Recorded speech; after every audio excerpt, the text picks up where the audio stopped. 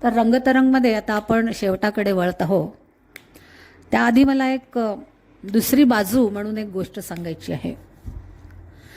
Generally आपण माणसाच्या दृश्य स्वरूपावरती जातो, म्हणजे तो लोकांमध्ये कसा बोलतो, तो त्याच्या आवडीनिवडी काय आहे, नंतर तो मिळून मिसळून वागतो की नाही, यावरून आपण एखाद्या व्यक्तीचं व्यक्तिमत्व ठरवतो.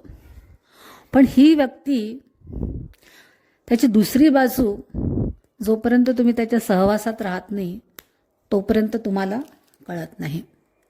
आणि याचंच उदाहरण मी आज तुम्हाला सांगणार आहे, ते म्हणजे दीपकचं. हो, दीपक आहे वेगळा. म्हणजे कोणी जर पुरणपोळी खात असेल तर तो नक्कीच म्हणणार मला पुरणपोळी नको, मला वरण भात पाहिजे.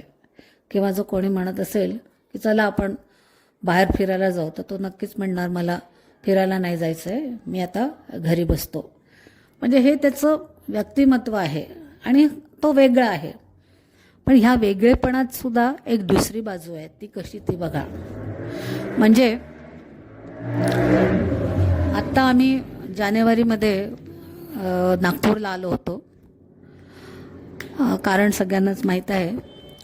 आनंदकडे होतो आणि एक दिवस मी विद्याला भेटायला म्हणून हॉस्पिटलमध्ये गेली आणि दीपक म्हणे मी माझे कामं आहेत तर मी करतो, तू जा विद्याला भेटायला. म्हणून तो त्याच्या कामाने गेला, मी विद्याला भेटायला हॉस्पिटलमध्ये गेले. आणि त्याला श्रीवल्लभ आणि साक्षीबद्दल इतकी आत्मीयता आहे की मला न सांगता तो सीमाकडे गेला. कारण काय, त्याला श्रीवल्लभला भेटायचं होतं. तो गेला तर आणि घंटी वाजवली. थोडं सीमाला सांगितलंच होतं त्यांनी की मी येतो आहे म्हणून असं. तर सीमा म्हणाली माझं हाऊसकीपिंगचं काम आहे तर मी काही राहणार नाही, पण श्रीवल्लभ आहे. तर हा त्यांच्या घरी पोचला आणि घंटी वाजवली, दार उघडलं तर श्रीवल्लभ आतमध्ये एकटा होता. त्याला ते एवढं जाणवलं की स्वच्छ सुंदर घर, पण घरामध्ये मुलगा एकटा आहे. मुलाची आई काम करण्यासाठी बाहेर गेलेली आहे आणि आपल्याला माहीतच आहे की आनंदबरोबर मुलं राहत नाही.